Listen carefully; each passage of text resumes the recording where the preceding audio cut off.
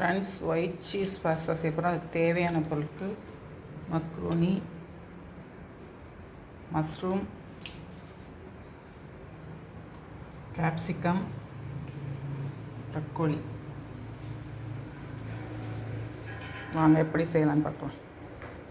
Butter. Friends, ஒரு வாணலி அடுப்பில் வச்சுக்கோங்க. பட்டர் போட்டுக்கோங்க. நல்லா மெல்ட் ஆகட்டும்.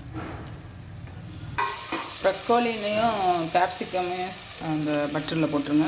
அடுத்து மஷ்ரூம் அதையும் போட்டு நல்லா ஃப்ரை பண்ணுங்க.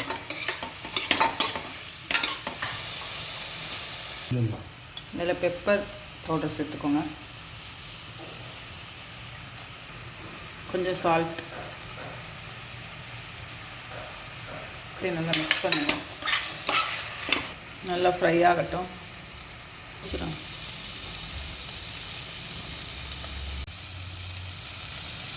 ஸ்டவ் ஆஃப் பண்ணிடுங்க.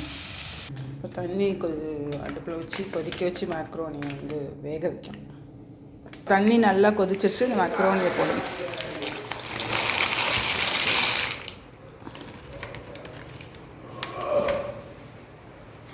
லைட்டாக உப்பு சேர்த்துக்கோங்க.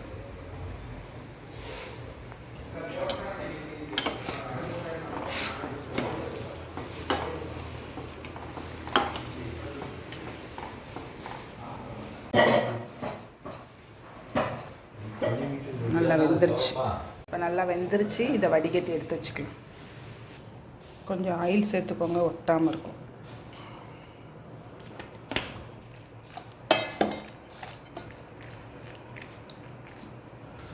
அடுப்பில் ஒரு பேன் வச்சுக்கோங்க. தட்டி சூடாச்சு. பட்டரை போட்டுக்கோங்க. பட்டர் மெல்ட் ஆகட்டும்.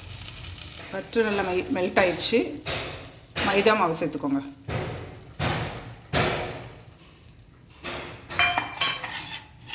அதை நல்லா மிக்ஸ் பண்ணிடுங்க. இப்போ இது கூட மில்க் ஆட் பண்ணிடுங்க.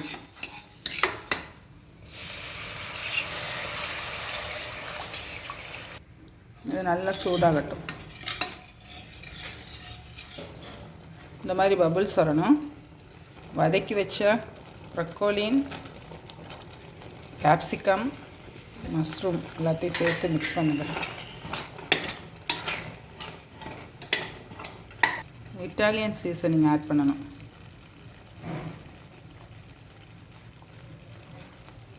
இட்டாலியன் சீசனிங் ஆட் பண்ணியாச்சு. இப்போ சில்லி ஃப்ளேக்ஸ் ஆட் பண்ணணும். எல்லாத்தையும் மிக்ஸ் பண்ணிடுங்க.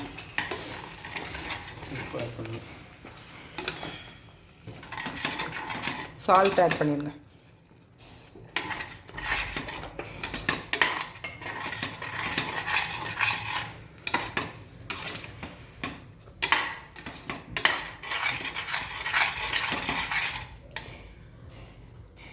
இப்போ சீஸ் ஆட் பண்ணுங்க.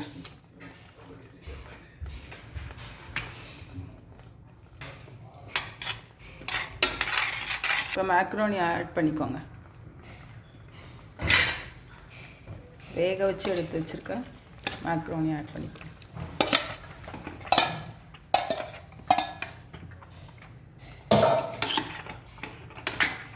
எல்லாத்தையும் சேர்த்து மிக்ஸ் பண்ணுங்க.